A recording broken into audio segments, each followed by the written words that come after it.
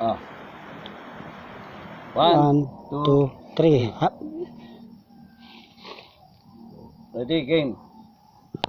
Magandang hapon sa inyong lahat, mga kabrigadang Pinoy Survivor. Nandito pa rin ako sa farm, day 2. Pakita ko sa inyo naman yung kung ano pwedeng gawin sa Tagalog na hindi namumunga, tangkad lang ng tangkad. Papalitan natin, gagawin natin lungkong. Yung Tagalog? Yan. Tangkad lang ng tangkad, Kasi ganyan yung variety Tagalog. Tangkad lang ng tangkad, tapos ay pamamunga. Kaya gagawin natin, lungkong. So, ito yung natin, yung panukat. Yung sabi ko, 6 feet. 6 feet. Tapos ng 7, 8, 9, 10, no? So, may pangmarka tayo. Ito na ako na mo, 6. So, hanggang ganyan lang. Okay. 5. 4. Hindi naman kinakala-exact, walang grade. Okay. So, ang mangyayari niyan, lahat lalagyan. Okay na. You can lose this. Ikot mo, diretsyo, ikot. Wala namang grade, kaya walang exact. Nakuha na mo yung rundan, yung kamay. Opo, sir. Ito, okay.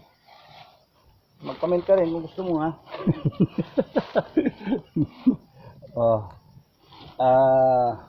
So, kaya ko minamarkaan para meron tayong basihan kung saan ilalagay yung sanga. Pwedeng choice, may langgam. May choice kayo na mas mababa. Pwede. Baba natin. Tama na yan. 3 feet, no? 3 feet. 2 feet. 20 inches. Pwede. So, ganon. Ngayon, may marka na yung puno. Kailangan mo ng budding.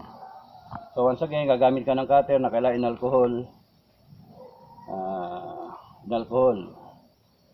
Kunin mo yung cutting mo, yung tawag ito, sayon.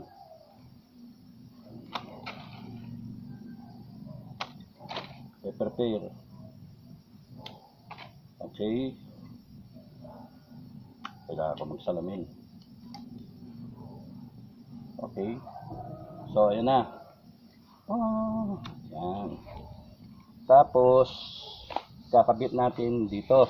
Pero kinakailangan balutin pa. Yan, diyan ka lang sa puno. Tingin. Kailangan natin ng balutin siya ng tape. Ako nilagay yung tape ko.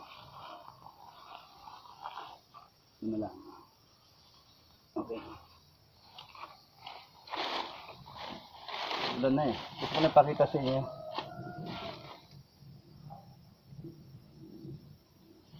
Ito yung get up ko.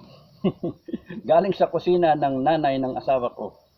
So, may cutter, may supilyo pa para sa paglagay ng ako sa grafting knife, kutsilyo, tsaka tissue paper, pentel pen.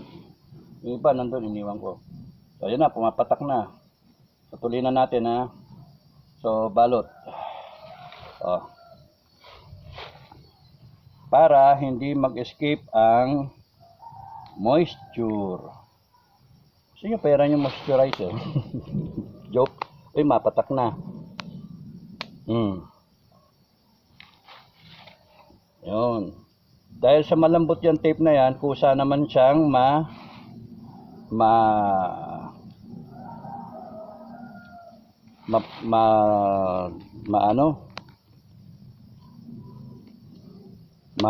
lulusutan nung puno. Okay. So, ito na. Ang ating sayon, yung ibang ginagawa, ikakater.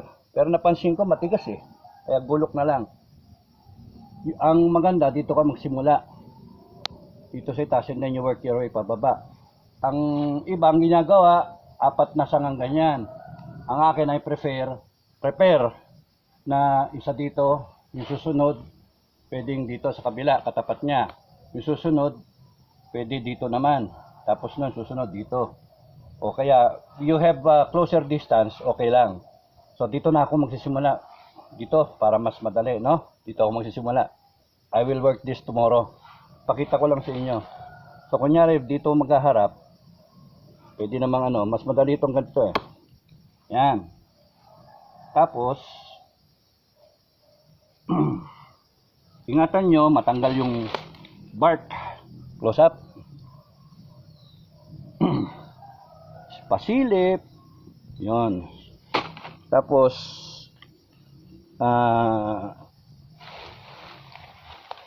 sukatin mo. Ganyan ang mangyayari. Tignan nyo. Yung angle nung sayon. So, mas maganda nakaganyan siya. No? Para palabas siya, no? Itong pusbong. Merong natirang 1, 2, 3, 4. So, kung ganyan siya, yan, tutulisan, tatasahan natin na parang lapis. Tapos nun, walang grade. Pwedeng nakagwantes kayo dapat ha. Hindi na ako nagugwantes eh. Kakain ko lang. Mas maganda nakagwantes kayo para hindi kayo maaksidenteng mataga. Tapos, isang mahaba dito, and then dito sa likod, chisel cut, wedge nyo. Ganon. Yung iba, ginagawa, nilalagyan pa dito ng kayod sa gilid para panigurado, pumadikit man dun sa bark, no? Ako, nanonood din ako ng video eh. Okay. So, ayan na. Tungkabin mo ng konti. Close up mo dito. Kitang-kita. Tungkabin mo ng konti. Yung bark. Silip. Nandun yung cambium layer. Sasaksak mo. Tapos, itutulak mong pababa.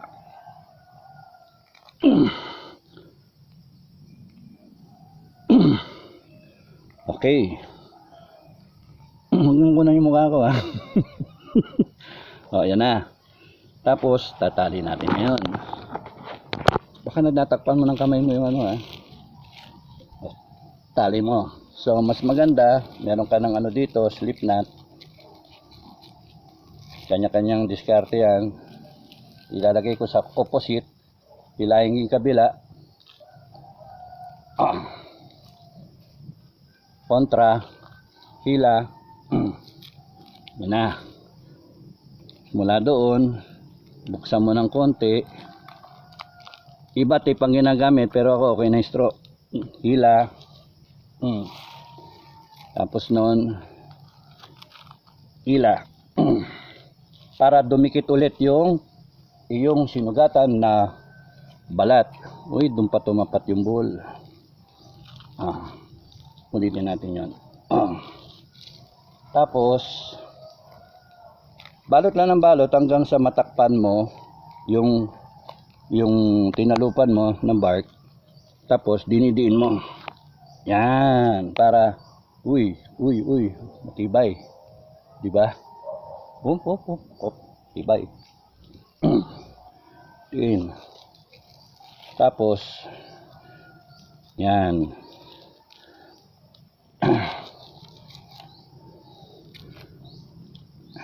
Dito. Buksan natin. Yan.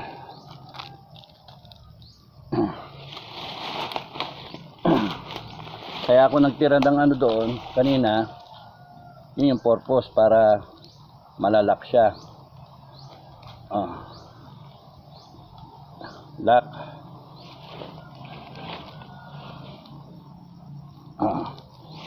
Finish. Tanggalin yung buhol. It will stay for 1 month, 2 months. Depende. Mas maganda yung matagal. Di naman masasakal yung puno. Matanda na yung puno. 3 taon na yan. Iba nilalagyan pa ng takip dito. Pwede lagyan natin. Excuse me.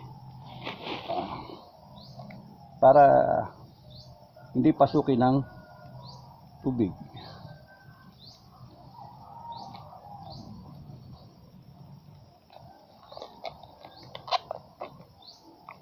Okay.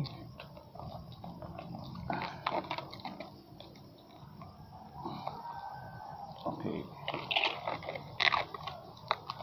Okay.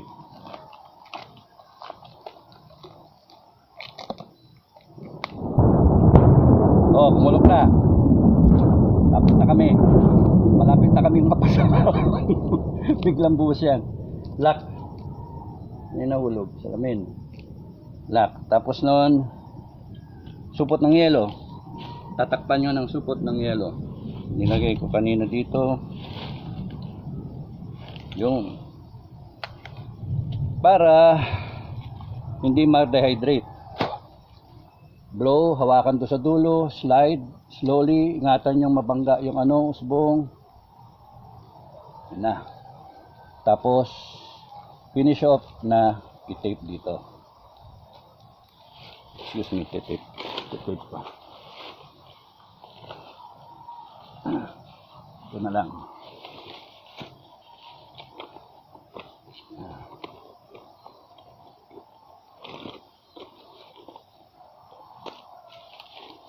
Oh, guys, naiintindihan nyo, no? Yung mga may interest na, na, kunyari, mangga. Yung mangga, gusto nyong palitan ng, basta klase ng mangga. Kalabaw, gagawin yung mas malaking kalabaw. Indian mango, pwede. Basta mag-related sila. In this case kasi, ang daming Tagalog dito, hindi namin, Okay. Oh. Okay? So ngayon, pakita ko sa inyo, yung tayo sa kabila. Pakita ko sa inyo yung nagawa na. Tawag ko Franken Lanzones. Na punsunada ko lang, pinagpraktisan ko kanina ito isa, kaya minorder ko. So ayan siya ngayon. Tad-tad siya ng bagong sanga. So ito tutubo dito, pinakambaba. Ipuprune pagka nabuhay na, tatanggalin yung plastic na, tapos tutulungan na maayudahan yung tawag doon, yung usbong para hindi masyado. Pero kaya niya itulak yung tape. Pero kung sakali, tatanggalin yan and then ayudahan. Pag tubo niyan, dito prune, palabas siya. Ito palabas dito, so hindi sila magko-compete sa araw. Ito dito, naman dito, dito nakasuporta pa rin yung tali hanggang sa mag-mend yung sugat na ginawa nyo. Okay, so at a distance, yun yung itsura nya. Tinadtad. So, second tree na winnerkout namin, samantalang si Roldan nagkakabit ng nag-air layer siya, nagmamarkot. So, ito, ang pa dyan, puputulan nyo ng pinakatuktok. Bukas ko nang gagawin, uulan yung tuktok doon, yan. Ito yung pointer. Puputulin yan, kakatin yun, pati ito siguro, lahat ng tuktok para yung apical dominance mawala, para ito may survival chance na mabuhay. Sa kanya pupunta yung sustansya kasi yung tuktok na yon hinaharang. Sinasabi, priority sa akin, ako'y matangkad so sa akin yung padala lahat ng sustansya, and then eventually palaisipan kung puputulin yan.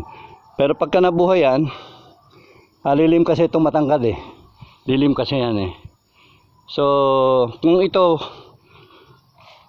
putulin ko dito, eventually kakatin yan talaga, cut dito, pwede ko panlagyan, papakita ko rin sa inyo kung ng cleft grafting na natutunan ko rin. So sinusubukan ko lang yung mga natutunan ko, ina-apply ko, and then I'm sharing yung actual experience. So itong kanina ang ginawa namin, malaglag tayo. So akitin natin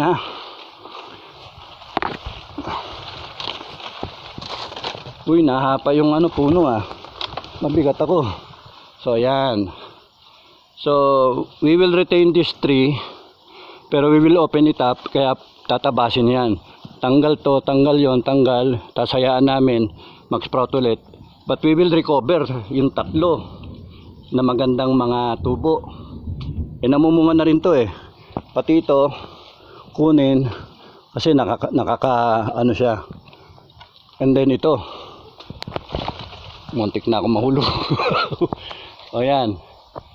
So walang grade yan, kaya anything goes. Basta ang mahalaga, kakayurin yung ano, yung sanga, at saka yung madulas na parte, cambium layer, para hindi magsasara yung bark na tinalupan. Tapos basa, ano, moist yung lupa. Pinasukan ako ng lamok sa mata. O, tapos ganon.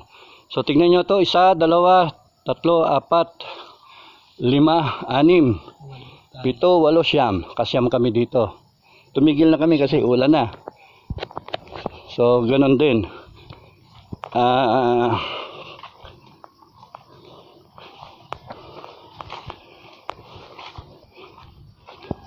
Hello dogs, I'm your friend.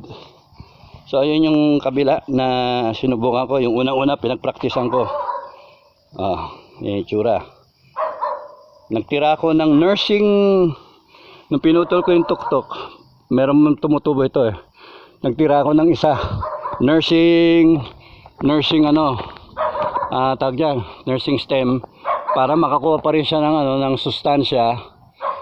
At then magkaroon ng may photosynthesis pa rin para yung puno ipapanik dito ngayon, kasi siya ngayon yung critical na ano.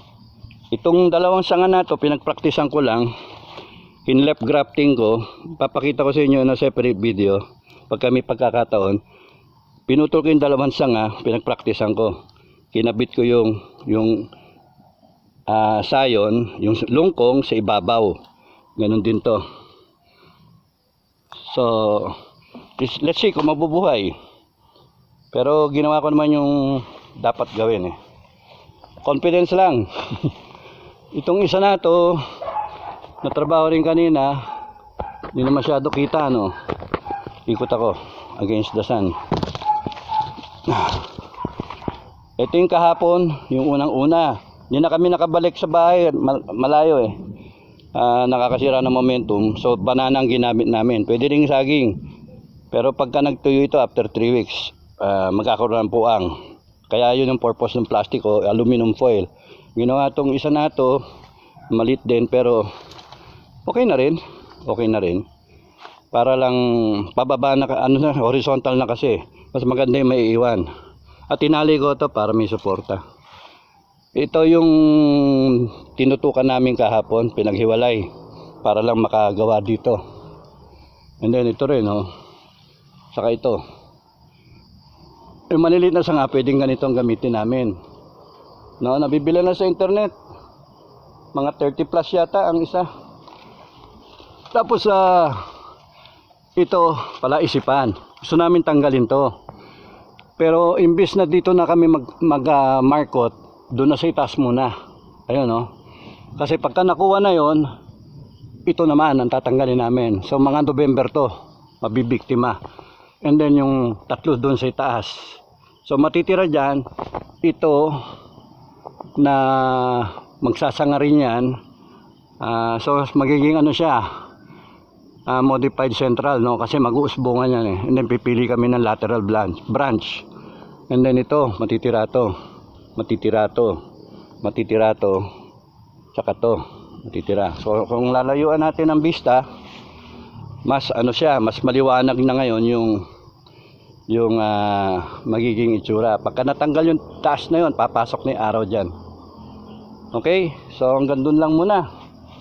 Maraming salamat sa inyong lahat. At see you again tomorrow. Maraming salamat sa inyo. Hopefully may natutunan kayo at kami may natututunan din. Okay? So hang loose, wag masyadong mainit ang ulo. God bless everyone. Happy Tuesday. Bye bye.